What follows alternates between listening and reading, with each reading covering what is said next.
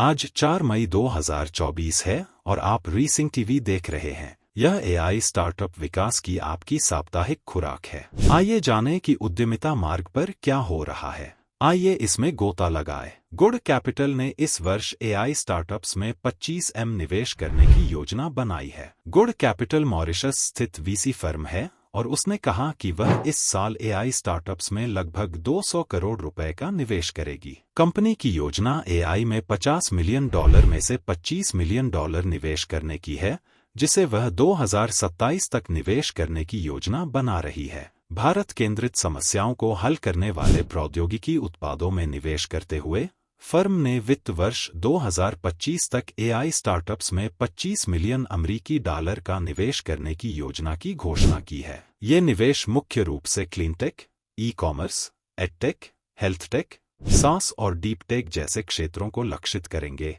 अच्छी पूंजी ने कहा। वर्तमान में गुड कैपिटल की 80% पाइपलाइन में विभिन्न उद्योगों की एआई कंपनियां शामिल हैं। कंपनी की योजना श्रृंखला ए और शुरुआती चरण की फंडिंग पर 15 से 20 एआई आधारित स्टार्टअप में निवेश करने की है। सैम ऑल्टमैन, ओपनएआई के सीईओ ने साइबर सुरक्षा स्टार्टअप एपेक्स में निवेश किया है। साइबर सुरक्षा सेटअप ने कहा कि उसे ओपनएआई से एक अज्ञात निवेश प्राप्त हुआ। एपेक्स के सीईओ मटन डरमन ने रॉयटर्स को बताया, एआई मॉडल से जुड़े खतरों और जोखिमों का एक बिल्कुल नया परिदृश्य है। इसमें डेटा रिसाव और डेटा से संबंधित मुद्दे शामिल हैं। यह गोपनीयता, अनुपालन और एक संगठन में फिर से प्रवेश करने तक फैला हुआ है। नए फंड का उपयोग उत्पाद विकास, नियुक्ति और विपणन प्रयासों के लिए किया जाएगा। क्रंचबेस के अनुसार 2023 की चौथी तिमाही की तुलना में 2024 की पहली तिमाही में एआई आधारित स्टार्टअप के लिए वेंचर फंडिंग में वृद्धि हुई है। पहली तिमाही में 1166 सौदों में उद्यम समर्थित एआई स्टार्टअप में $12.2 बिलियन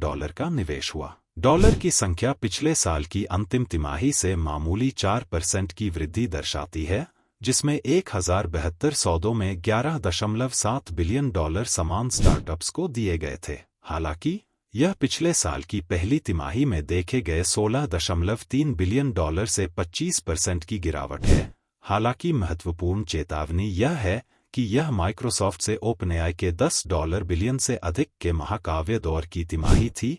पिछले साल के कई बड़े दौरों में से सबसे बड़ी एआई फंडिंग थी हाइपरड्राइव में। आर्टिफिशियल इंटेलिजेंस आधारित सॉफ्टवेयर स्टार्टअप 90, जिसे पीक 15 पार्टनर्स और क्रेड के संस्थापक कुणाल शाह जैसी कंपनियों द्वारा वित्तपोषित किया गया था, बंद हो गया है। संस्थापक ने कहा कि उन्होंने शिक्षा और सीखने का पता लगाने के लिए एक अलग दृष्टिकोण की कोशिश की, लेकिन पाया कि फिलहाल ऐसा कोई भी ऐप बनाना कठिन है, क्योंकि ज्यादातर लोग यूट्यूब, इंस्टाग्राम और फोर्टनाइट जैसे व्यापक उपलब्ध प्लेटफार्मों का उपयोग कर रहे हैं। हालांकि कंपनी ने कर्मचारियों को चोपड़ा द्वारा स्थापित दूसरी कंपनी विंगिफी में शामिल होने का प्रस्ताव दिया है। 2019 में योनाटन जिफमैन, रैन एलियानिव और जोनाथन एलियाल द्वारा स्थापित देसी को एनविडिया द्वारा $300 मिलियन में अधिग्रहित किया जा रहा है। कंपनी का मूल्य अनुमानित $200 मिलियन है। यह एक end-to-end deep learning development platform है जो एआई डेवलपर्स को क्लाउड,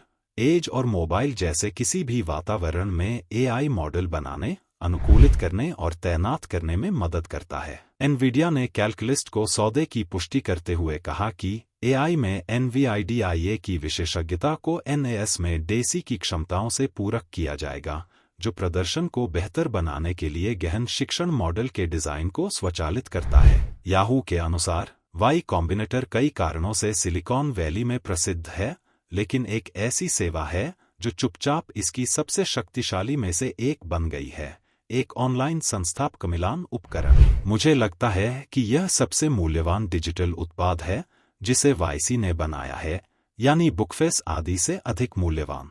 यह आश्चर्यजनक है कि मैं ऐसे कितने संस्थापकों से मिला जो वाईसी के सह संस्थापक मिलान मंच पर एक दूसरे से मिले, बीज निवेशक निखिल बसु त्रिवेदी ने ट्वीट किया। बुकफेस वाईसी के अपने कार्यक्रम प्रतिभागियों के लिए स्टार्टअप सलाह के प्रसिद्ध ऑनलाइन संग्रह को संदर्भित करता है।